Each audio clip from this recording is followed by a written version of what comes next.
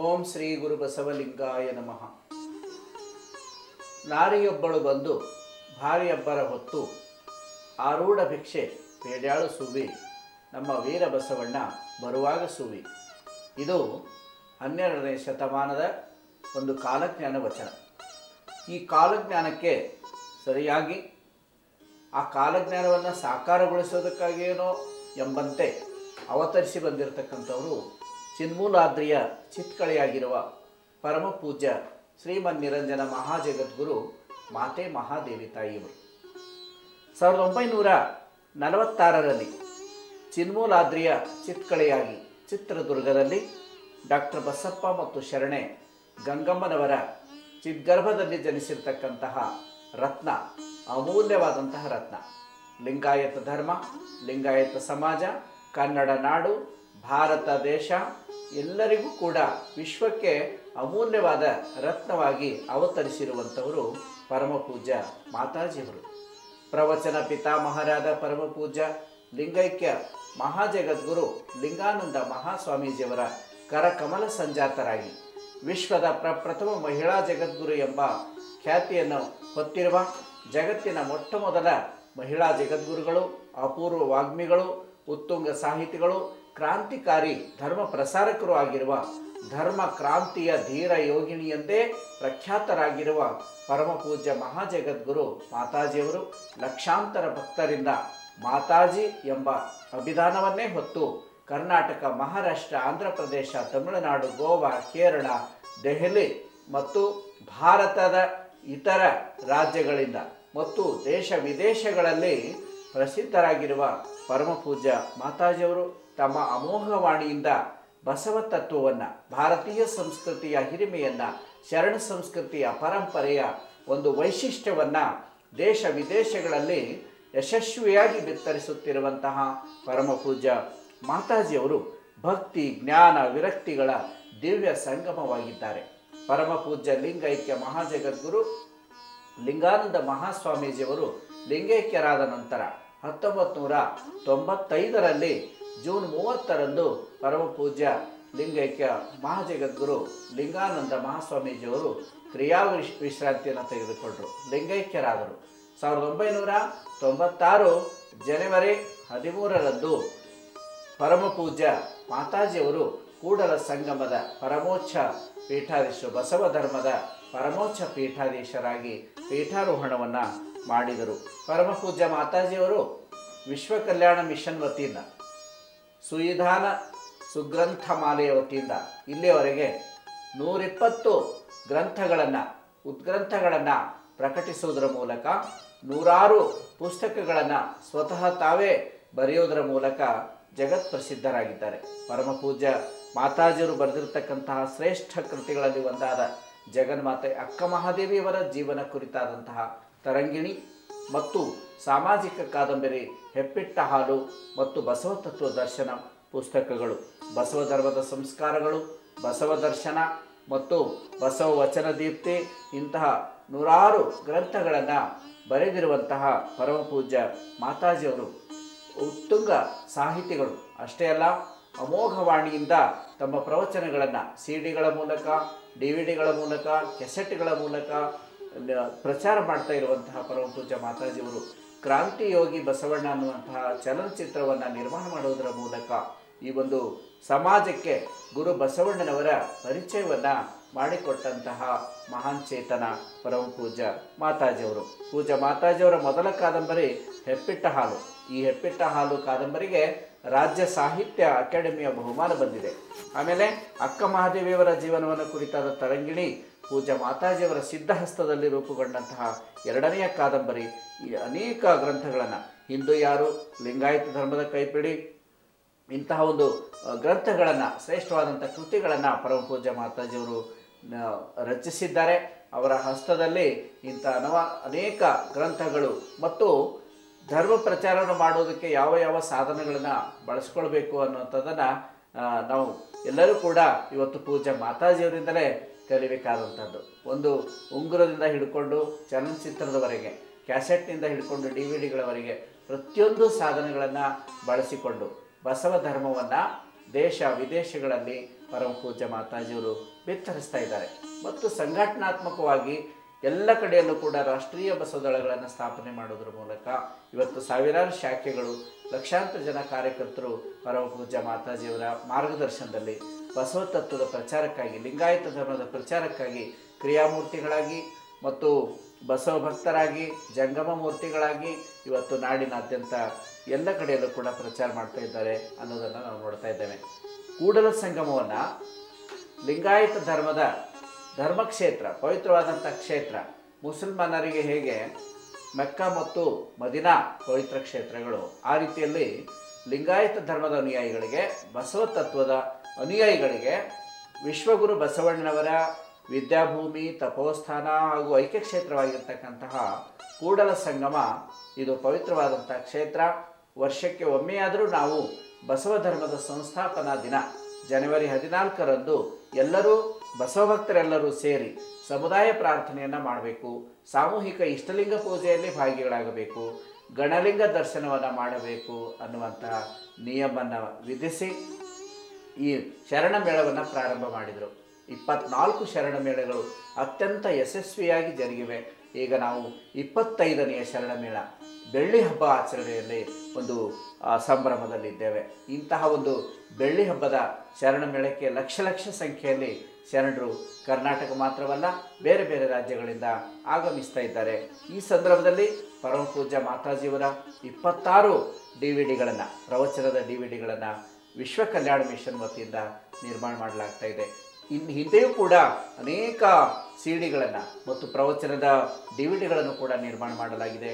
ಈ ಒಂದು ಬೃಹತ್ ಸಂಖ್ಯೆಯಲ್ಲಿ ಅಂದರೆ 26 DVD-ಗಳನ್ನು ಮತ್ತು ನಮ್ಮ ಪ್ರವಚನದ 10 DVD-ಗಳನ್ನು 36 DVD-ಗಳನ್ನು ಏಕಕಾಲಕ್ಕೆ ಈ ಬೆಳ್ಳಿ ಹಬ್ಬದ ಶರಣ ಮೇಳದಲ್ಲಿ ಬಿಡುಗಡೆ ಆಗ್ತಾ ಇರೋದೇ ಈ ಒಂದು ಶರಣ ಮೇಳ ಬೆಳ್ಳಿ ಹಬ್ಬದ ವಿಶೇಷತೆ ಅಂತ ಹೇಳ್ಬೋದು. ನಿರ್ಭೀತ ನಿಲುವು, ತತ್ವನಿಷ್ಠೆ ಮತ್ತು ಸತ್ಯಪ್ರಿಯತೆ, ಸಮಾಜೋದ್ಧಾರದ ಕಳಕಳಿ ಇವುಗಳಿಂದ ವೈಶಿಷ್ಟ್ಯಪೂರ್ಣರಾಗಿರುವ ಪರಮ ಪೂಜ್ಯ ಮಾತಾಜಿಯವರು ತಮ್ಮ ಅಮೋಘವಾಣಿಯಿಂದ ಜನರನ್ನು ಆಕರ್ಷಿಸಿ, ಮುದಗೊಳಿಸಿ, ಚೇತನಿಸ್ತಕ್ಕಂಥ ಒಂದು ದೈವಿ ಶಕ್ತಿಯನ್ನು ಹೊಂದಿದ್ದಾರೆ. ದೈವಿದತ್ತವಾದಂಥ ಪ್ರತಿಭೆ ಮತ್ತು ಅಸಾಮಾನ್ಯವಾದಂತಹ ಪಾಂಡಿತ್ಯ, ದಿವ್ಯ ಮಧುರವಾಣಿ, ಹಾಡ್ತಕ್ಕಂಥ ಕಂಠ ಮತ್ತು ಪ್ರಶಾಂತ ಚಿತ್ತಗಳ ಸಂಗಮವಾದ ಪರಮ ಪೂಜ್ಯ ಮಾತಾಜಿಯವರು ವಿಶ್ವಧರ್ಮದ ಮಣಿಹವನ್ನು ಹೊತ್ತುಕೊಂಡು ಸ್ವದೇಶ ವಿದೇಶಗಳಲ್ಲಿ ಸಂಚರಿಸಿ ಭಾರತದ ಆಧ್ಯಾತ್ಮಿಕ ಸಂದೇಶವನ್ನು ಯಶಸ್ವಿಯಾಗಿ ಸಾರ್ತಾ ಇದ್ದಾರೆ. ಪರಮ ಪೂಜ್ಯ ಮಾತಾಜಿಯವರು ಬಸವ ತತ್ವದ ಅನುಯಾಯಿಗಳಿಗೆ ಏನ್ರಿ ಬಸವ ಮಹಾಮನೆಯ ಕಟ್ಟಿದಿರಿ ತಾವು, ಬಸವ ಭಕ್ತರಿಗೆಲ್ಲ ದೊರಕೀತು ಠಾವು, ನಾವೆಲ್ಲ ಕೂಡಿ ಜಯಘೋಷ ಮಾಡಿ ನೆಲುವೆ ತಮ್ಮನ್ನು ಹಾಡಿಕೊಂಡಾಡಿ ಎನ್ನುವಂತೆ ಬಸವ ಮಹಾಮನೆಯನ್ನು ನಿರ್ಮಾಣ ಮಾಡೋದ್ರ ಮೂಲಕ ಕೂಡಲ ಸಂಗಮವನ್ನು ಅಂತಾರಾಷ್ಟ್ರೀಯ ಮಟ್ಟದ ಒಂದು ಕ್ಷೇತ್ರವನ್ನಾಗಿ ಅಭಿವೃದ್ಧಿಪಡಿಸೋದಕ್ಕೆ ಮೂಲ ಮತ್ತು ಸಂಕಲ್ಪ ಮತ್ತು ತ್ಯಾಗ, ಪರಿಶ್ರಮ ಅದು ಪರಮ ಪೂಜ್ಯ ಲಿಂಗಾನಂದ ಮಹಾಸ್ವಾಮೀಜಿಯವರು ಮತ್ತು ಪರಮ ಪೂಜ್ಯ ಮಾತಾಜಿಯವರಿಗೆ ಆ ಒಂದು ಕ್ರೆಡಿಟು, ಆ ಶ್ರೇಯ ಸಲ್ಲಬೇಕು. ಇದರಲ್ಲೇನು ಅತಿಶಯೋಕ್ತಿ ಇಲ್ಲ. ಯಾಕೆ ಅಂತಂದರೆ ಪ್ರತಿಯೊಂದು ಧರ್ಮಗಳಿಗೂ ಕೂಡ ಒಂದೊಂದು ಧರ್ಮಕ್ಷೇತ್ರ ಇರ್ತದೆ. ಹಾಗೆ ಬಸವ ಧರ್ಮದ ಅನುಯಾಯಿಗಳಿಗೂ ಕೂಡ ಒಂದು ಧರ್ಮಕ್ಷೇತ್ರ ಬೇಕು ಅಂಥೇಳಿ ಕುಗ್ರಾಮವಾಗಿರ್ತಕ್ಕಂತಹ ಆ ಒಂದು ಕೂಡಲ ಸಂಗಮಕ್ಕೆ ಹೋಗಿ ಧರ್ಮಗುರು ಬಸವಣ್ಣನವರ ಸಮಾಧಿ ಮಾತ್ರ ಇದ್ದಂಥ ಒಂದು ಸ್ಥಳದಲ್ಲಿ ಸಂಕಲ್ಪವನ್ನು ಮಾಡಿಕೊಂಡು ಮೊಟ್ಟ ಮೊದಲಿಗೆ 3 ಎಕರೆ ಜಮೀನು ತೆಗೆದುಕೊಂಡು ಬಸವ ಧರ್ಮಪೀಠ ಟ್ರಸ್ಟ್ ಸ್ಥಾಪನೆ ಮಾಡಿದರು. ಆ ನಂತರದಲ್ಲಿ ಪರಮ ಪೂಜ್ಯ ಮಾತಾಜಿಯವರು 1988ರಲ್ಲಿ ಪ್ರಥಮ ಶರಣ ಮೇಳವನ್ನು ಆರಂಭ ಮಾಡಿದ್ರು. ಒಂದು 50,000 ಜನ ಸೇರ್ಬೋದು. ಯಾಕೆಂದರೆ ಲಿಂಗಾಯತ ಸಮಾಜದಲ್ಲಿ ಒಂದು ಕಡೆ ಕೂಡಿ ಗೊತ್ತಿಲ್ಲ, ಜಗಳ ಆಡಿದ್ದು ಗೊತ್ತೇವಿನ ಕೂಡಿ ಗೊತ್ತಿಲ್ಲ ಅನ್ನುವಂಥ ಒಂದು ಮಾತಿತ್ತು. ಆ ಸಂದರ್ಭದಲ್ಲಿ ಧೈರ್ಯವನ್ನು ಮಾಡಿ ಅತ್ಯಂತ ಸಾಹಸದಿಂದ ಪೂಜ್ಯ ಮಾತಾಜಿಯವರು ಶರಣ ಮೇಳವನ್ನು ಪ್ರಾರಂಭ ಮಾಡಿದರು. ಅಂತಹ ಕುಗ್ರಾಮವಾದಂತಹ ಕೂಡಲ ಸಂಗಮಕ್ಕೆ ಭಾರತದ ಎಲ್ಲ ಭಾಗಗಳಿಂದ ಅಂದರೆ ವಿಶೇಷವಾಗಿ ದಕ್ಷಿಣ ಭಾರತದ ಎಲ್ಲ ರಾಜ್ಯಗಳಿಂದ 2.5 ಲಕ್ಷಕ್ಕೂ ಹೆಚ್ಚು ಜನ ಬಸವ ಭಕ್ತರು ಮೊದಲನೇ ಶರಣ ಮೇಳಕ್ಕೆ ಸೇರಿರ್ತಕ್ಕಂಥದ್ದು ಎಲ್ಲರಿಗೂ ಕೂಡ ಆನಂದವನ್ನು ಉಂಟು ಮಾಡಿತು. ಹಾಗೆ ಪ್ರಾರಂಭವಾದಂತಹ ಶರಣ ಮೇಳ ಇವತ್ತು 25ನೇ ಶರಣ ಮೇಳ ಬರುವಂಥ ಜನವರಿ 2012ರ 11ರಿಂದ ಜನವರಿ 11ರಿಂದ 15ರವರೆಗೆ ಜರುಗ್ತಾ ಇದೆ. ಈ ಸಂದರ್ಭದಲ್ಲಿ ಪರಮ ಪೂಜ್ಯ ಮಾತಾಜಿಯವರ ಅಮೋಘವಾಣಿಯಿಂದ ಈ 36 ಅಂದರೆ CD-ಗಳನ್ನು DVD-ಗಳನ್ನು ನಿರ್ಮಾಣ ಮಾಡ್ತಾ ಇರುವಂಥದ್ದು ಪರಮ ಪೂಜ್ಯ ಮಾತಾಜಿಯವರ ಧ್ವನಿ ಇಂದೆಲ್ಲ ಮುಂದೆಯೂ ಎಂದೆಂದೂ ಕೂಡ ಎಲ್ಲರೂ ಕೇಳಿ ನಲಿಯುವಂತಾಗಲಿ, ಆನಂದಿಸುವಂತಾಗಲಿ, ಆ ಪರಮಪೂಜ್ಯ ಮಾತಾಜಿಯವರು ಕೊಟ್ಟಂತಹ ತತ್ವಗಳನ್ನು ಅಳವಡಿಸಿಕೊಂಡು ಜೀವನ ಸಾರ್ಥಕಪಡಿಸಿಕೊಳ್ತಕ್ಕಂತಹ ಒಂದು ವಾಹಿನಿಯಾಗಿ ಇದು ನೂರಾರು ವರ್ಷಗಳವರೆಗೆ ಎಲ್ಲರಿಗೂ ಕೂಡ ಮಾರ್ಗದರ್ಶನವಾಗಲಿ ಅನ್ನುವಂಥ ಒಂದು ಭಕ್ತರ, ಅಸಂಖ್ಯಾತ ಭಕ್ತರ ಒಂದು ಅಪೇಕ್ಷೆಯಂತೆ, ಸಂಕಲ್ಪದಂತೆ ಈ ಒಂದು DVD ಬಿಡುಗಡೆ ಮಾಡಲಾಗ್ತಾ ಇದೆ. ಬಸವ ಪೀಠವು ಎದ್ದು ವಸೆದು ನಾಣ್ಯವು ಹುಟ್ಟಿ, ಬಸವನ ಮುದ್ರೆ ಮೆರೆದಾವು ಧರೆಯವಗೆ ವಶವಾಗದಿರುವುದೇ ಸರ್ವಜ್ಞ ಅಂತ 16ನೇ ಶತಮಾನದಲ್ಲಿ ಶರಣಕವಿ ಸರ್ವಜ್ಞ ಅವರು ಹೇಳ್ತಾ ಇದ್ದಾರೆ, ಕ್ರಾಂತಿಕವಿ ಸರ್ವಜ್ಞ ಅವರು. ನಾವಿವತ್ತು ಪರಮಪೂಜ್ಯ ಮಾತಾಜಿಯವರು ಕೂಡಲ ಸಂಗಮದಲ್ಲಿ ಬಸವ ಧರ್ಮ ಪೀಠ ಸ್ಥಾಪನೆ ಆಗಿರ್ತಕ್ಕಂಥದ್ದು, ಈಗ ಶರಣಮೇಳ ನಡೀತಾ ಇರುವಂಥದ್ದು, ಇದೆಲ್ಲವೂ ಆ ಶರಣರ ಸಂಕಲ್ಪ ಅಂತ ಅನ್ನೋದು ಈ ವಚನ ನೋಡಿದಾಗ ನಮಗೆ ಗೊತ್ತಾಗ್ತಾ ಇದೆ. 12ನೇ ಶತಮಾನದಲ್ಲಿ ವೀರ ಗಣಾಚಾರಿ ವಚನ ಸಾಹಿತ್ಯದ ಸಂರಕ್ಷಣೆಗಾಗಿ ತಮ್ಮ ಪ್ರಾಣವನ್ನೇ ಮುಡುಪಾಗಿಟ್ಟು ವಚನ ಸಾಹಿತ್ಯದ ರಕ್ಷಣೆಗಾಗಿ ಹೋರಾಟ ಮಾಡಿರ್ತಕ್ಕಂಥ ವೀರ ಗಣಾಚಾರಿಯಾಗಿದ್ದಂತಹ ಮಡಿವಾಳ ಮಾಚಿದೇವರು ತಮ್ಮ ಒಂದು ವಚನದಲ್ಲಿ ಹೇಳ್ತಾರೆ, 800 ವರ್ಷಗಳ ನಂತರ ದಕ್ಷಿಣದ ಕೃಷ್ಣೆಗೆ ಕರೆವರಯ್ಯ ಜನ ನೆರೆವರಯ್ಯ ಅಂತ ಹೇಳ್ತಾರೆ. ಅಂದರೆ 800 ವರ್ಷಗಳ ನಂತರ ಮತ್ತೆ ಬಸವ ಭಕ್ತರೆಲ್ಲರೂ ಒಂದು ಕಡೆ ಸೇರ್ತಾರೆ, ಅವರೆಲ್ಲರೂ ಶರಣ ಮೇಳದಲ್ಲಿ ಭಾಗಿಗಳಾಗ್ತಾರೆ, ಇಂಥ ಒಂದು ಕಾರ್ಯಕ್ರಮ ನಡೀತದೆ ಅನ್ನುವಂಥದ್ದನ್ನು 12ನೇ ಶತಮಾನದಲ್ಲಿಯೇ ಭವಿಷ್ಯವನ್ನು ನುಡಿದಿದ್ದಾರೆ ವೀರಗಣಾಚಾರಿ ಮಡಿವಾಳ ಮಾಚಿದೇವರು. ಹಾಗೆ ನಾರಿಯೊಬ್ಬಳು ಬಂದು ಭಾರಿ ಅಬ್ಬರ ಹೊತ್ತು ಆರೂಢ ಭಿಕ್ಷೆ ಬೇಡಾಳು ಸುವಿ ಅನ್ನುವಂತಹ ವಚನದಲ್ಲಿ ಕಾಲಜ್ಞಾನದಲ್ಲಿ ನಾವು ನೋಡ್ತಾ ಇದ್ದೇವೆ. ಅದು ನೇರವಾಗಿ ಪರಮಪೂಜ್ಯ ಮಾತಾಜಿಯವರಿಗೆ ಅದು ಅನ್ವಯಿಸ್ತಾ ಇದೆ ಅನ್ನೋ ನಾವು ನೋಡ್ತಾ ಇದ್ದೇವೆ. ಯಾಕೆಂದರೆ ಅನೇಕ ಜನ ಪುರುಷರು, ಸ್ವಾಮಿಗಳು ಮತ್ತು ಜಗದ್ಗುರುಗಳು ಮಾಡದೇ ಇರತಕ್ಕಂಥ ಒಂದು ಮಹಾನ್ ಕಾರ್ಯವನ್ನು ಪರಮಪೂಜ್ಯ ಮಹಾಜಗದ್ಗುರು ಮಾತೆ ಮಹಾದೇವಿಯವರು ಮಾಡ್ತಾ ಇದ್ದಾರೆ, ನಿಮ್ಮೆಲ್ಲರ ಕಣ್ಮುಂದೆ ಇದೆ. ಒಂದು ವೇಳೆ ಪರಮಪೂಜ್ಯ ಮಾತಾಜಿಯವರು, ಪರಮಪೂಜ್ಯ ಲಿಂಗಾನಂದ ಮಹಾಸ್ವಾಮೀಜಿಯವರು ಬರದೇ ಇದ್ದರೆ ಬಸವ ಧರ್ಮ ಪೀಠ ಇರ್ತಿರಲಿಲ್ಲ. ಸರ್ವಜ್ಞ ಕವಿ ಹೇಳುವಂತೆ ಬಸವ ಪೀಠವು ಎದ್ದು ವಸೆದು ನಾಣ್ಯವ ಹುಟ್ಟಿ. ಅಂದರೆ ಬಸವ ನಾಣ್ಯ ಇವತ್ತು ಭಾರತ ಸರ್ಕಾರ ಕೂಡ 5 ರೂಪಾಯಿದ ಕಾಯಿನ್ಗಳ ಮೇಲೆ ಬಸವಣ್ಣನವರ ಒಂದು ಚಿತ್ರ ಪ್ರಕಟ ಮಾಡಿದೆ. ಮೊಟ್ಟ ಮೊದಲು ಅದು ಆ ಸಂಕಲ್ಪವನ್ನು ಮಾಡಿ ಶರಣ ಮೇಳದಲ್ಲಿ ಆ ಕೇಂದ್ರ ಸರ್ಕಾರದ ಸಚಿವರಿಗೆ ಒತ್ತಾಯಪಡಿಸಿ ಒಂದು ಮನವಿ ಪತ್ರವನ್ನು ಕೊಟ್ಟು ಅದಕ್ಕಾಗಿ ದುಡಿದಿರ್ತಕ್ಕಂಥದ್ದು, ಶ್ರಮಿಸಿರ್ತಕ್ಕಂಥದ್ದು ಬಸವ ಧರ್ಮ ಪೀಠ. ಪ್ರತಿಯೊಂದು ಕಾರ್ಯಗಳು ಕೂಡ ಪೂಜ್ಯ ಮಾತಾಜಿಯವರ ಸಂಕಲ್ಪದಂತೆ ನಡೀತಾ ಇದ್ದಾವೆ ಅಂತ ಅನ್ನೋದು ನಾವು ನೋಡ್ತಾ ಇದ್ದೇವೆ. ಬಸವ ಪೀಠವು ಎದ್ದು ವಸೆದು ನಾಣ್ಯವ ಹುಟ್ಟಿ, ಅಂದರೆ ನಾಣ್ಯ ಬರ್ತದೆ ಅನ್ನುವಂಥ ಮಾತನ್ನು ಹೇಳಿದ್ದಾರೆ ಸರ್ವಜ್ಞ ಕವಿಯವರು. ಆನಂತರ ಬಸವನ ಮುದ್ರೆ ಮೆರೆದಾವು ಧರೆಯವಗೆ ವಶವಾಗದಿರುವುದೇ ಸರ್ವಜ್ಞ. ಬಸವಣ್ಣವ್ರ ಫೋಟೋಗಳು, ಬಸವಣ್ಣವರ ಒಂದು ಓಂ ಶ್ರೀ ಗುರು ಬಸವ ಅನ್ನುವಂತಹ ಮಂತ್ರಯುಕ್ತವಾದಂತಹ ಶಟಸ್ಥಲ ಧ್ವಜಗಳು ಇವತ್ತು ಮನೆ ಮೇಲೆ ರಾರಾಜಿಸಬೇಕಾದ್ರೆ ಅದಕ್ಕೆ ಮೂಲ ಕಾರಣಕರ್ತರು ಯಾರು ಅಂದರೆ ಈ ಒಂದು ಬಸವ ಧರ್ಮ ಪೀಠ, ಪರಮಪೂಜ್ಯ ಲಿಂಗಾನಂದ ಮಹಾಸ್ವಾಮೀಜಿಯವರು ಮತ್ತು ಪರಮಪೂಜ್ಯ ಮಾತಾಜಿಯವರು. ಲಿಂಗಾಯತ ಧರ್ಮಕ್ಕೆ ಇದು ಒಂದು ಸ್ವತಂತ್ರ ಧರ್ಮ, ಆದರೆ ಇದೊಂದು ಸ್ವತಂತ್ರ ಧರ್ಮ ಅಂತ ಹೇಳ್ತಕ್ಕಂಥ ಧೈರ್ಯ ಯಾರಿಗೂ ಕೂಡ ಇರಲಿಲ್ಲ. ಬಸವ ಜಯಂತಿಯನ್ನು ಮಾಡುವಾಗ, ಗುರು ಬಸವಣ್ಣನವರ ಜಯಂತಿಯನ್ನು ಆಚರಣೆ ಮಾಡುವಾಗ ಹಳ್ಳಿಗಳಲ್ಲಿ ಇವತ್ತು ಅನೇಕ ಕಡೆಗಳಲ್ಲಿದೆ, ಆದರೆ ಬಹಳ ಕಡಿಮೆ ಆಗಿದೆ. ಈಗ 40 ವರ್ಷಗಳ ಹಿಂದೆ ಪೂಜ್ಯ ಲಿಂಗಾನಂದ ಮಹಾಸ್ವಾಮೀಜಿಯವರು ಮತ್ತು ಪರಮಪೂಜ್ಯ ಮಾತಾಜಿಯವರು ಪ್ರವಚನ ಮಾಡೋಕ್ಕಿಂತ ಮುಂಚೆ ಹಳ್ಳಿಗಳಲ್ಲಿ ಮತ್ತು ನಗರಗಳಲ್ಲಿ ಕೂಡ ಬಸವ ಜಯಂತಿ ಅಂದ ತಕ್ಷಣ ಎತ್ತುಗಳಿಗೆ ಸ್ನಾನ ಮಾಡಿಸಿ ಅವುಗಳಿಗೆ ಬಣ್ಣ, ಕೊಂಬಿಗೆ ಮತ್ತು ಮೈಗೆಲ್ಲ ಬಣ್ಣ ಪೇಂಟ್ ಮಾಡಿ ಅವುಗಳ ಮೆರವಣಿಗೆ ಮಾಡಿ ಹೋಳಿಗೆ ಮಾಡಿ ಒಬ್ಬಟ್ಟು ಮಾಡಿ ಆ ಎತ್ತುಗಳಿಗೂ ಒಬ್ಬಟ್ಟು ತಿನ್ನಿಸಿ ತಾವು ತಿಂತಕ್ಕಂಥದ್ದು ಈ ಒಂದು ಬಸವ ಜಯಂತಿ. ಅಷ್ಟು ಎತ್ತುಗಳ ಮೆರವಣಿಗೆ ಮಾಡಿಬಿಟ್ರೆ ಬಸವ ಜಯಂತಿ ಆಚರಣೆ ಮುಗೀತು. ಯಾರೂ ಕೂಡ ಗುರು ಬಸವಣ್ಣವರ ಭಾವಚಿತ್ರಗಳನ್ನು ಅಥವಾ ಮೂರ್ತಿಗಳನ್ನು ಇಟ್ಟು ಮೆರವಣಿಗೆ ಮಾಡ್ತಕ್ಕಂಥದ್ದಾಗಲಿ, ಗುರು ಬಸವಣ್ಣವ್ರ ಬಗ್ಗೆ ವಿಚಾರ ಸಂಕಿರಣಗಳನ್ನು ಮಾಡ್ತಕ್ಕಂಥದ್ದಾಗಲಿ, ಪ್ರವಚನ ಮಾಡ್ತಕ್ಕಂಥದ್ದಾಗಲಿ, ದೀಕ್ಷೆ ಕೊಡ್ತಕ್ಕಂಥದ್ದಾಗಲಿ ಯಾವುದೂ ಕೂಡ ಇರಲಿಲ್ಲ. ಆದರೆ ಅತ್ಯಂತ ಯಶಸ್ವಿಯಾಗಿ ನಾವು ಗುರು ಬಸವಣ್ಣವರ ತತ್ವವನ್ನು ಪ್ರಚಾರ ಮಾಡಬೇಕು. ಬಸವಣ್ಣವರು ಅಂದರೆ ನಂದಿ, 4 ಕಾಲು 2 ಕೊಂಬು ಒಂದು ಬಾಲ ಇರತಕ್ಕಂಥ ನಂದಿ ಅಲ್ಲ.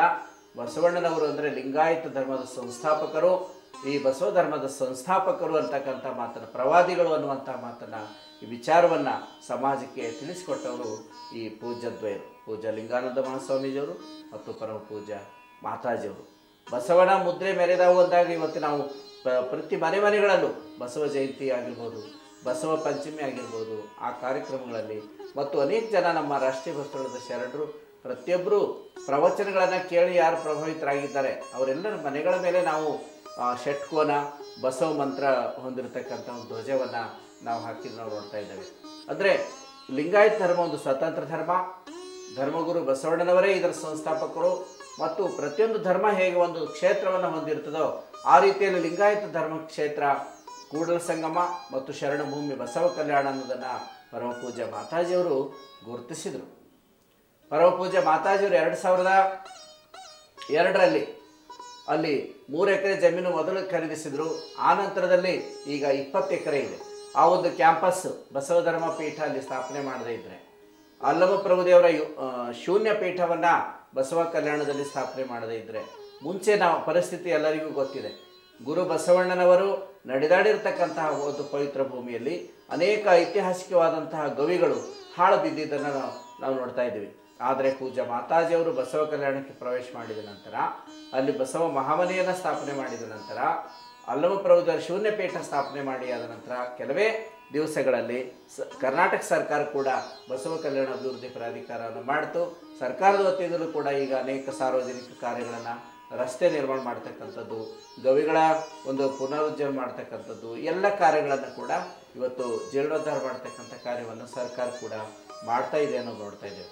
ಕೂಡಲ ಸಂಗಮದಲ್ಲಿ ಕೂಡ 1987ರಲ್ಲಿ ಮೊಟ್ಟ ಮೊದಲು ಪೂಜ್ಯ ಲಿಂಗಾನಂದ ಮಹಾಸ್ವಾಮೀಜಿಯವರು, ಪೂಜ್ಯ ಮಾತಾಜಿಯವರು ಬಸವ ಧರ್ಮ ಪೀಠ ಸ್ಥಾಪನೆ ಮಾಡಿದ ನಂತರ 16 ವರ್ಷಗಳ ನಂತರ ಕರ್ನಾಟಕ ಸರ್ಕಾರ ಕೂಡಲ ಸಂಗಮ ಅಭಿವೃದ್ಧಿ ಪ್ರಾಧಿಕಾರವನ್ನು ಸ್ಥಾಪನೆ ಮಾಡಿದೆ. ಬಸವ ಕಲ್ಯಾಣ ಮತ್ತು ಕೂಡಲ ಸಂಗಮಗಳು ಇವತ್ತಿನ ದಿವಸ ಏನಾದರೂ ಬೆಳಕಿಗೆ ಬಂದಿದ್ದರೆ, ಅವು ದೇಶ ವಿದೇಶಗಳಿಗೆ ಪ್ರಚಾರ ಆಗಿದ್ದರೆ ಅಥವಾ ಬೇರೆ ವಿವಿಧ ರಾಜ್ಯಗಳಲ್ಲಿ ಪ್ರಚಾರ ಆಗಿದ್ದರೆ ಅದಕ್ಕೆ ಮೂಲ ಕಾರಣಕರ್ತರು ಪೂಜ್ಯ ಮಾತಾಜಿಯವರು ಮತ್ತು ಪರಮ ಪೂಜ್ಯ ಲಿಂಗಾನಂದ ಮಹಾಸ್ವಾಮೀಜಿಯವರು ಅಂತ ಅನ್ನೋದರಲ್ಲಿ ಎರಡು ಮಾತಿಲ್ಲ. ಶರಣ ಮೇಳ ಮತ್ತು ಬಸವ ಕಲ್ಯಾಣದ ನಡೀತಕ್ಕಂಥ ಕಲ್ಯಾಣ ಪರ್ವಗಳಿಂದ ಇಡೀ ಭಾರತದಷ್ಟೇ ಅಲ್ಲ, ವಿದೇಶಗಳಿಗೂ ಕೂಡ ಕೂಡಲ ಸಂಗಮ ಮತ್ತು ಬಸವ ಕಲ್ಯಾಣ ಕ್ಷೇತ್ರದ ಮಹತ್ವ ಏನು ಅನ್ನೋದನ್ನು ಪರಮ ಪೂಜ್ಯ ಮಾತಾಜಿಯವರು ತಿಳಿಸಿಕೊಟ್ಟಿದ್ದಾರೆ ನೋಡ್ತಾ ಇದ್ದೇವೆ.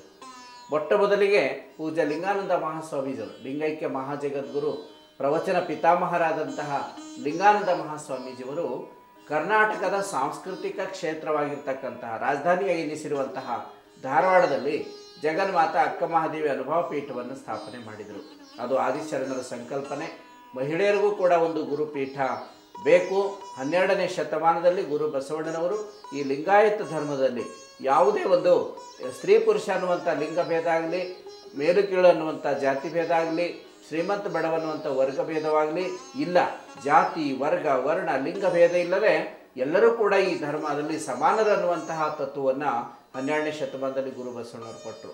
ಆ ತತ್ವವನ್ನು ಪೂರ್ಣಗೊಳಿಸೋದಕ್ಕಾಗಿ, ಅಂದರೆ 12ನೇ ಶತಮಾನದಲ್ಲಿಯೇ ಮಹಿಳಾ ಗುರುಪೀಠ ಆಗ್ತಿತ್ತೇನೋ, ಕಲ್ಯಾಣ ಕ್ರಾಂತಿ ಇನ್ನೂ ನಡೀದೇ ಇದ್ದಿದ್ರೆ, ಇನ್ನೂ ಸ್ವಲ್ಪ ದಿವಸ ಅನುಭವ ಮಂಟಪ ಇದ್ದಿದ್ರೆ ಅವತ್ತೇ ಗುರು ಬಸವಣ್ಣವರು ಮಾಡೋರು. ಆ ಕಾರ್ಯವನ್ನು ಪರಮ ಪೂಜ್ಯ ಲಿಂಗಾನಂದ ಮಹಾಸ್ವಾಮೀಜಿಯವರು ಮತ್ತು 800 ವರ್ಷಗಳ ನಂತರ ಗುರು ಬಸವಣ್ಣವರ ಸಂಕಲ್ಪದಂತೆ ಜಗನ್ಮಾತಾ ಅಕ್ಕ ಮಹಾದೇವಿ ಅನುಭವ ಪೀಠವನ್ನು ಸ್ಥಾಪನೆ ಮಾಡಿದರು. ಅದಕ್ಕೆ ಮೊಟ್ಟ ಮೊದಲ ಪೀಠಾಧ್ಯಕ್ಷರನ್ನಾಗಿ ಅದಕ್ಕೆ ಅತ್ಯಂತ ಸೂಕ್ತವಾದಂತಹ ಮತ್ತು ಭಕ್ತಿ, ವಿರಕ್ತಿ, ಜ್ಞಾನಗಳ ಸಂಗಮವೇ ಆಗಿರ್ತಕ್ಕಂತಹ ವೈರಾಗಿರಿಯ ಅಕ್ಕ ಮಹಾದೇವಿಯವರ ಸಾಕ್ಷಾತ್ಕಾರವನ್ನು ಮಾಡಿಕೊಂಡಿರ್ತಕ್ಕಂತಹ ಪರಮ ಪೂಜ್ಯ ಮಾತಾಜಿಯವರನ್ನು ಆ ಅಕ್ಕ ಮಹಾದೇವಿ ಅನುಭವ ಪೀಠಕ್ಕೆ ಪ್ರಪ್ರಥಮ ಪೀಠಾಧ್ಯಕ್ಷರನ್ನಾಗಿ ಮಾಡಿದರು. ಪರಮ ಪೂಜ್ಯ ಮಾತಾಜಿಯವರು ಜಗದ್ಗುರು ಮಾತೆ ಮಹಾದೇವಿಯವರಾಗಿ ಕೂಡಲ ಸಂಗಮ ಕ್ಷೇತ್ರವನ್ನು ಗುರುತಿಸಿ ಅಲ್ಲಿ ಮಹಾಜಗದ್ಗುರು ಪೀಠವನ್ನು ಸ್ಥಾಪನೆ ಮಾಡಿ ಶರಣ ಮೇಳವನ್ನು ಪ್ರಾರಂಭ ಮಾಡಿ ಪರಮ ಪೂಜ್ಯ ಲಿಂಗಾನಂದ ಮಹಾಸ್ವಾಮೀಜಿಯವರು ಮಹಾಜಗದ್ಗುರುಗಳಾಗಿ, ಪೂಜ್ಯ ಮಾತಾಜಿಯವರು ಪರಮ ಪೂಜ್ಯ ಲಿಂಗಾನಂದ ಮಹಾಸ್ವಾಮೀಜಿಯವರು ಲಿಂಗಾಯತ ಸಮಾಜದ ಅಮೂಲ್ಯ ರತ್ನಗಳು. ಅಂತಹ ಮಹಾಜಗದ್ಗುರುಗಳನ್ನು ಪಡೆದಿರ್ತಕ್ಕಂಥದ್ದೇ ನಮ್ಮ ಪುಣ್ಯ. ಪರಮ ಪೂಜ್ಯ ಮಾತಾಜಿಯವರು ಇಂಗ್ಲೆಂಡ್ ಮತ್ತು ಅಮೆರಿಕಗಳಲ್ಲೂ ಕೂಡ 2 ಸಾರಿ 3 ಸಾರಿ ಪ್ರವಾಸವನ್ನು ಮಾಡಿ ಅಲ್ಲಿ ಇಂಗ್ಲೀಷ್ ಭಾಷೆಯಲ್ಲಿ ಬೇರೆ ಬೇರೆ ವಿಶ್ವವಿದ್ಯಾಲಯಗಳಲ್ಲಿ ಮತ್ತು ಮಹಾವಿದ್ಯಾಲಯಗಳಲ್ಲಿ ವಿದ್ಯಾರ್ಥಿಗಳನ್ನು, ಅಲ್ಲಿನ ಜನರನ್ನು ಸಂಬೋಧಿಸಿ ಇಂಗ್ಲೀಷ್ನಲ್ಲಿ ಮಾತನಾಡಿ ಅವರು ಬಸವ ತತ್ವವನ್ನು ಪ್ರಚಾರ ಮಾಡಿದ್ದಾರೆ. ಮತ್ತು ಇಂಗ್ಲೀಷ್ನಲ್ಲಿ ಲೇಖನಗಳನ್ನು, ಪುಸ್ತಕಗಳನ್ನು ಬರೆಯೋದ್ರ ಮೂಲಕ ವಿದೇಶಗಳಿಗೂ ಕೂಡ ಬಸವಣ್ಣನವರ ತತ್ವವನ್ನು ಪ್ರಚಾರ ಮಾಡ್ತಕ್ಕಂತಹ ಕಾರ್ಯವನ್ನು, ಮಹಾನ್ ಕಾರ್ಯವನ್ನು ಪರಮ ಪೂಜ್ಯ ಮಾತಾಜಿಯವರು ಮಾಡಿದ್ದಾರೆ. ಇನ್ನೊಂದು ಧಾರ್ಮಿಕವಾಗಿ ಪರಮ ಪೂಜ್ಯ ಮಾತಾಜಿಯವರು ಮಾಡಿರ್ತಕ್ಕಂಥ ಒಂದು ಶ್ರೇಷ್ಠ ಕಾರ್ಯಗಳಂದರೆ, ಒಂದು ಧರ್ಮ ಪ್ರಚಾರ ಆಗಬೇಕಾದ್ರೆ ಅದಕ್ಕೆ ಒಂದೊಂದು ಟವರ್ಸ್ಗಳು ಹೇಗೆ ಈ ಮೊಬೈಲ್ ಕಂಪನಿಯವರೆಲ್ಲ ಟವರ್ಸ್ ಬೇರೆ ಬೇರೆ ಕಡೆಯಲ್ಲಿ ಸ್ಥಾಪನೆ ಮಾಡ್ತಾರೆ, ಆ ರೀತಿಯಲ್ಲಿ ಬಸವ ಧರ್ಮದ ಮುಖ್ಯ ಟವರು ಬಸವ ಧರ್ಮದ ಮಹಾಜಗದ್ಗುರು ಪೀಠ ಕೂಡಲ ಸಂಗಮದಲ್ಲಿ ಸ್ಥಾಪನೆ ಮಾಡಿದರು. ಆ ನಂತರದಲ್ಲಿ ಅಕ್ಕ ಮಹಾದೇವಿ ಅನುಭವ ಪೀಠ ಅಂತೂ ಒಂದು ಟವರ್ ಇದೆ, 1970ರಲ್ಲಿನೇ ಸ್ಥಾಪನೆ ಆಗಿದೆ. ಮಹಾಜಗದ್ಗುರು ಪೀಠ ಕೂಡಲ ಸಂಗಮದಲ್ಲಿ ದೊಡ್ಡ ಪೀಠ ಸ್ಥಾಪನೆ ಮಾಡಿದರು. ಆ ನಂತರ ಅದರ ಶಾಖೆಯಾಗಿ ಬಸವ ಕಲ್ಯಾಣದಲ್ಲಿ ಅಲ್ಲಮ ಪ್ರಭುದೇವರ ಶೂನ್ಯ ಪೀಠ, ಮಹಾರಾಷ್ಟ್ರ ರಾಜ್ಯದ ಕೊಲ್ಹಾಪುರ ಜಿಲ್ಲೆಯ ಹಾತಕಣಗಲೆ ಹತ್ತಿರ ಅಳತೆ ಗ್ರಾಮದ ಒಂದು ಬೆಟ್ಟದ ಪ್ರದೇಶ ಮೇಲೆ ಅದು ಅಲ್ಲಮ ಪ್ರಭುದೇವರ ಒಂದು ಮತ್ತು ಸಿದ್ದರಾಮೇಶ್ವರರ ಒಂದು ತಪಸ್ ಮಾಡಿರ್ತಕ್ಕಂಥ ಸ್ಥಳ ಅಲ್ಲಮಗಿರಿ. ಅಲ್ಲಿ ಅಲ್ಲಮ ಪ್ರಭುದೇವರ ಯೋಗ ಪೀಠ ಮತ್ತು ದೆಹಲಿಯಲ್ಲಿ ನವದೆಹಲಿಯ ಮಹಾವೀರ್ ಎನ್ಕ್ಲೇವ್ದಲ್ಲಿ ಬಸವ ಮಂಟಪ ಸ್ಥಾಪನೆ ಮಾಡೋದ್ರ ಮೂಲಕ, ಹೈದರಾಬಾದ್ನಲ್ಲಿ ಊಟಿಯಲ್ಲಿ ಬಸವ ಮಂಟಪಗಳ ಸ್ಥಾಪನೆ ಮಾಡೋದ್ರ ಮೂಲಕ, ಇವತ್ತು ಬಸವ ಗಂಗೋತ್ರಿಯಲ್ಲಿ ಚನ್ನಬಸವೇಶ್ವರ ಜ್ಞಾನಪೀಠ ಆಗಿರ್ಬೋದು, ಬಸವ ಧರ್ಮ ಪೀಠದ ಜೊತೆಯಲ್ಲಿ ಇನ್ನೂ 4 ಪೀಠಗಳು ಅದಕ್ಕೆ ಸಹಾಯಕವಾಗಿ ಪೂರಕವಾಗಿ ಬಸವ ಧರ್ಮ ಪ್ರಚಾರದ ಕೇಂದ್ರಗಳಾಗಿ ಕಾರ್ಯ ಮಾಡ್ತಾ ಇದ್ದಾವೆ. ಈ ಎಲ್ಲ ಪೀಠಗಳಿಗೆ ಸಚೇತಕ ಶಕ್ತಿಯಾಗಿ ಇವೆಲ್ಲ 5 ಪೀಠಗಳಿಗೆ ಸಂಸ್ಥಾಪಕರಾದಂತಹ ಪರಮ ಪೂಜ್ಯ ಮಾತಾಜಿಯವರು ಸಾಮಾನ್ಯ ವ್ಯಕ್ತಿತ್ವ ಅಲ್ಲ, ಅವರು ಮಹಾನ್ ಕ್ರಾಂತಿಕಾರಿಗಳು, ಧರ್ಮ ಕ್ರಾಂತಿಯ ಧೀರಯೋಗಿಣಿ, ಗುರು ಬಸವಣ್ಣನವರು ಮತ್ತು ಅಕ್ಕ ಮಹಾದೇವಿಯವರ ಮತ್ತು ಆದಿಶರಣರೆಲ್ಲರ ಶಕ್ತಿಯನ್ನು ಅವರು ತಮ್ಮಲ್ಲಿ ಮೇಳೈಸಿಕೊಂಡು ಸಾಹಿತ್ಯಿಕವಾಗಿ, ಧಾರ್ಮಿಕವಾಗಿ, ಆಧ್ಯಾತ್ಮಿಕವಾಗಿ ಮತ್ತು ಸಂಘಟನಾತ್ಮಕವಾಗಿ ಬಸವ ತತ್ವ ಪ್ರಚಾರ ಮಾಡೋದರ ಮೂಲಕ, ಸಮಾಜ ಸಂಘಟನೆಯನ್ನು ಮಾಡೋದರ ಮೂಲಕ ಇವತ್ತು ಪರಮ ಪೂಜ್ಯ ಮಾತಾಜಿಯವರು ಖ್ಯಾತಿಯನ್ನು ಹೊತ್ತಿದ್ದಾರೆ.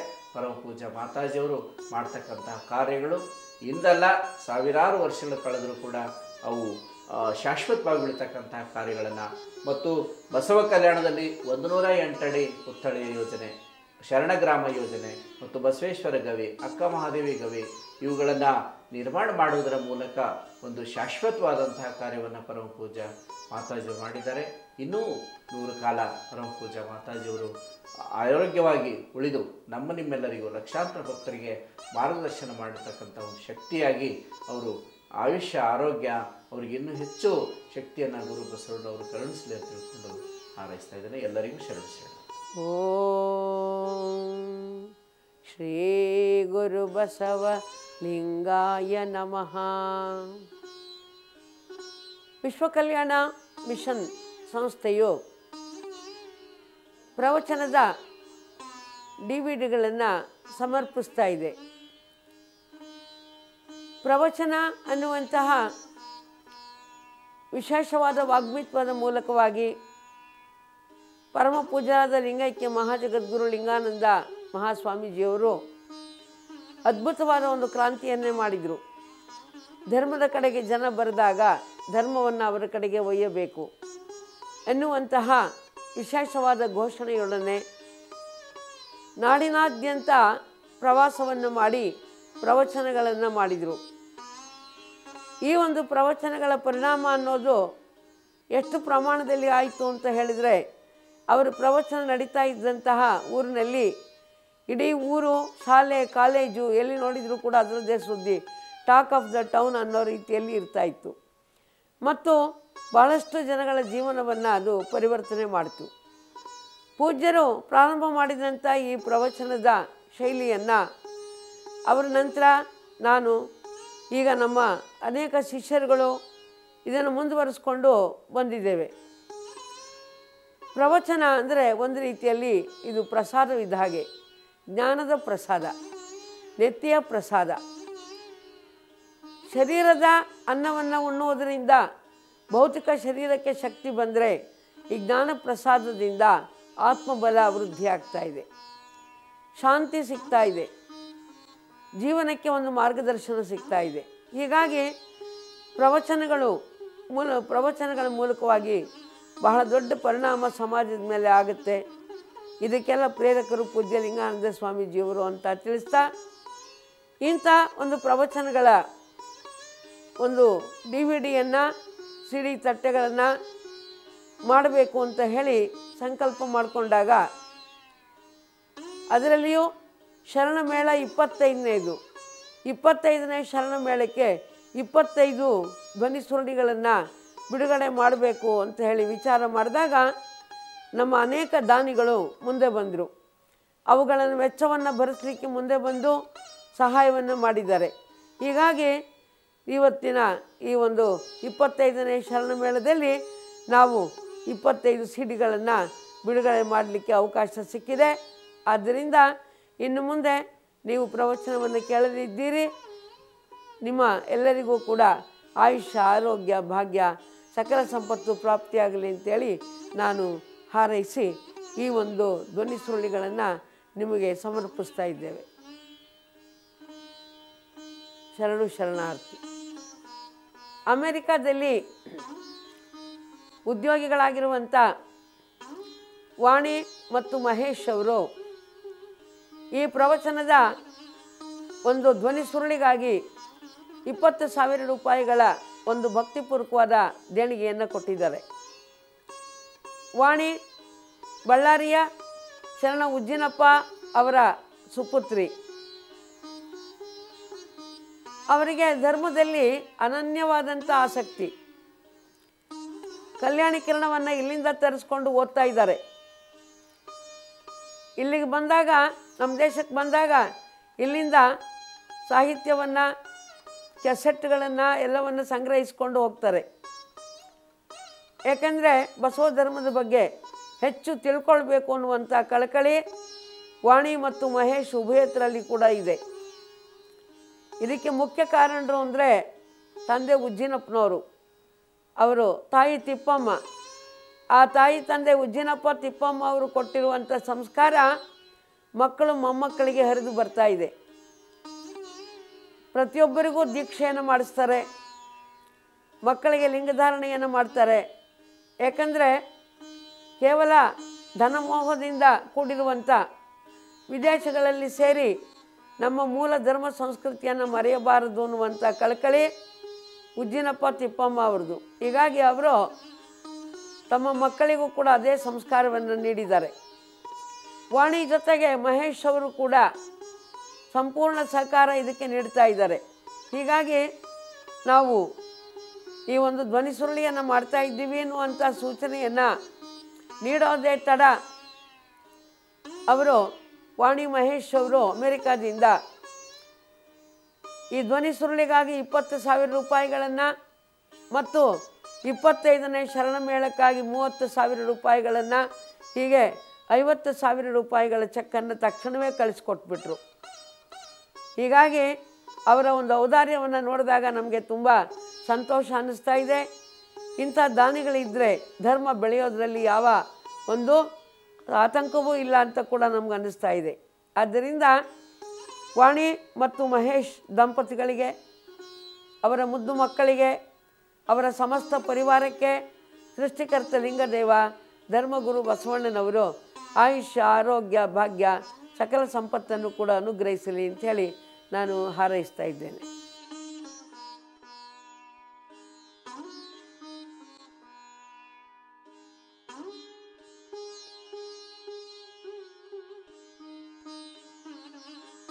ಓಂ ಶ್ರೀ ಗುರು ಬಸವಲಿಂಗಾಯ ನಮಃ.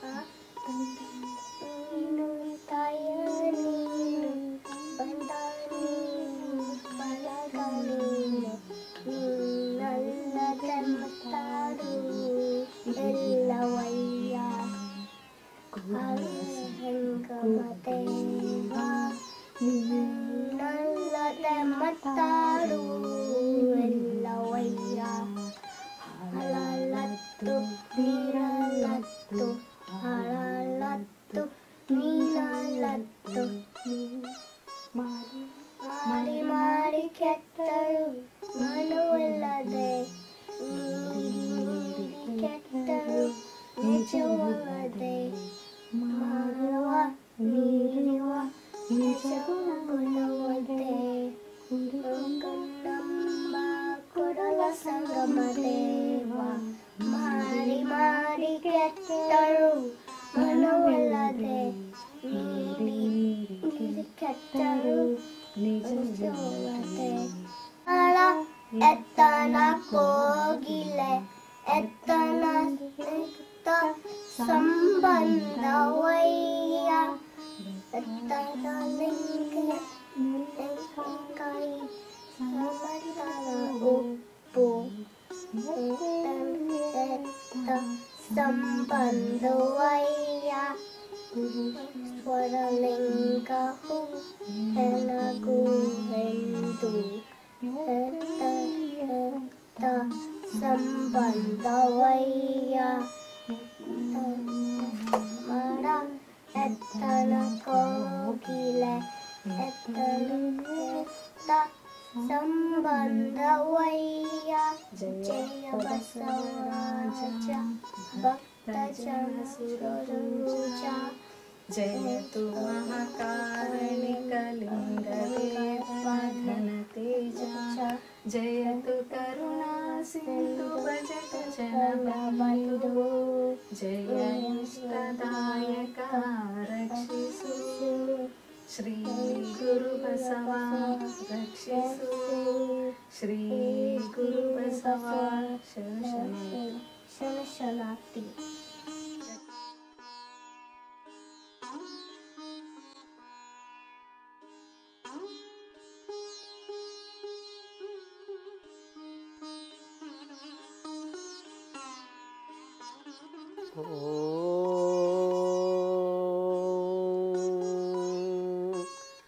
ಶ್ರೀ ಗುರು ಬಸವ ಲಿಂಗಾಯ ನಮಃ.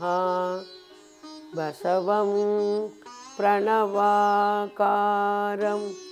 ಬಸವಂ ಶರಣಾಗತರಕ್ಷಕವರಲೋಲಂ ಬಸವಂ ಜನ್ಮಕುಟಾರಂ